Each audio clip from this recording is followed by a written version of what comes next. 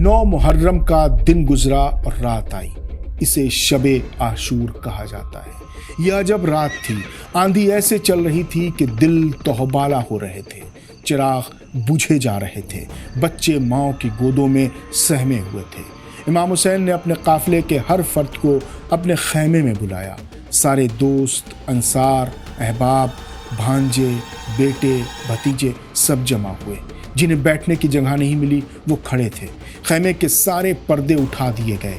حسین ابن علی نے بڑے پیار سے اپنے ساتھیوں پر نظریں دوڑائیں، پھر فرمایا، دوستو، تمہیں اس مصیبت میں اپنے پاس پا کر ناز کر رہا ہوں، میرا سر حوصلوں سے بلند ہے۔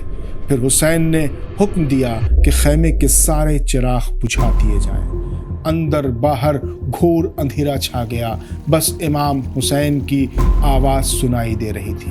فرمایا، دوستو، مجھے وطن چھوڑنے پر مجبور کیا گیا اور اب میں اپنے نانا کے شہر سے دور ایک انجان مقام پر ہوں۔ سوچا تھا شاید مجھے اما مل جائے، لیکن اب یہ امید بھی ختم ہو گئی ہے۔ بس اب میں تم سب سے اپنے عہد و پیمان اٹھائے لیے لیتا ہوں، تمہیں اطاعت کے بار سے سبکدوش کرتا ہوں اور تم سب کو خوشی خوشی اجازت دیتا ہوں، جس طرف پناہ ملے چلے جاؤ۔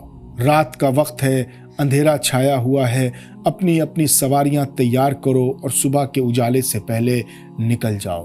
میرے دوستو، میرے عزیزو، میں نے چراغ بجھا دیے ہیں۔ اس اندھیرے میں کسی کو کوئی نہیں دیکھے گا، نہ تو جانے میں کسی طرح کی شرمندگی ہوگی، نہ مروت کا احساس۔ امام نے بات تمام کی۔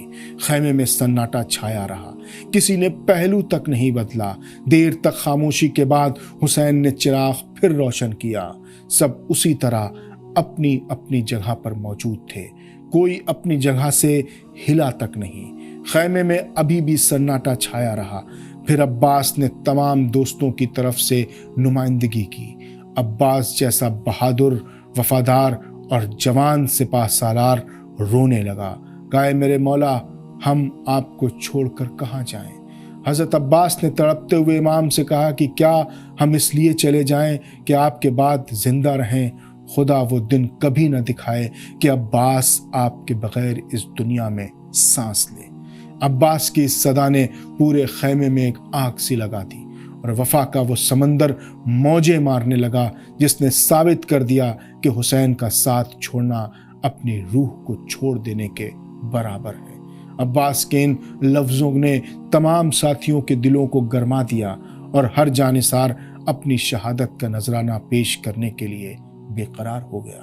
امام کے دوسرے عظیم ساتھی مسلم بن اوسجا اپنی جگہ سے اٹھے اور نہایت عقیدت سے عرض کی کہ اے نواسہ رسول، اگر ہمیں معلوم ہو کہ ہم آپ کی راہ میں 70 بار قتل کیے جائیں گے اور جلا کر ہماری راکھ ہوا میں اڑا دی جائے گی اور پھر بھی ہمیں زندہ کیا جائے گا، تو بھی ہم آپ کا ساتھ نہیں چھوڑیں گے۔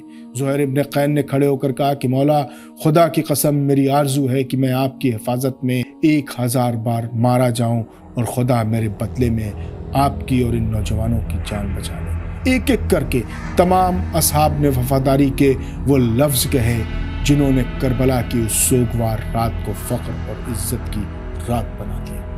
ان جانثاروں کی گفتگو سن کر امام حسین کی آنکھوں میں آنسو آ گئے اور فرمایا، جیسے صحابی مجھے ملے ویسے نہ میرے بابا علی کو ملے، نہ میرے نانا محمد مصطفیٰ کو ملے۔ وہ رات کربلا کی سرزمین پر حق کی آخری تیاری کی رات تھی، جہاں ایک طرف ظلم کا لشکر اپنی دنیاوی جیت کے خواب دیکھ رہا تھا، تو دوسری طرف حسین کے خیمے سے ذکر الہی اور تلاوت قرآن کی ایسی آوازیں آ رہی تھیں جیسے شہد کی مکھیوں کی بھنبھناہٹ کی آوازیں۔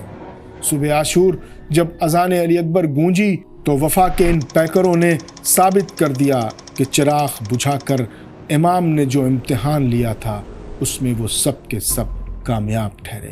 امام حسین کے ان ساتھیوں نے اپنی وفا سے تاریخ کا رخ موڑ دیا۔